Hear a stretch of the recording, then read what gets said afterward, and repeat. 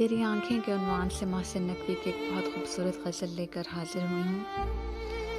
भड़काएं मेरी प्यास को अक्सर तेरी आंखें, भड़काएं मेरी प्यास को अक्सर तेरी आंखें, सहरा मेरा चेहरा है तो समंदर तेरी आंखें। फिर कौन भला दाद तबस्सुम इन्हें देगा, फिर कौन भला दाद तबस्सुम इन्हें देगा, रोएंगी बहुत मुझसे बिछड़ कर तेरी आंखें।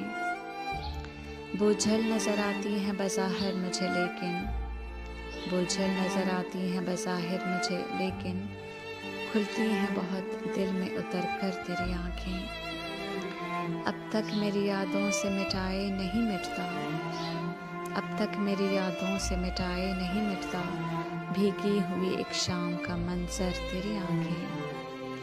मुमकिन हो तो एक ताज़ा गज़ल और भी कह लूँ, मुमकिन हो अगर तो एक ताज़ा गज़ल और भी कह लूँ, फिर ओढ़ न लें ख्वाब की चादर तेरी आंखें।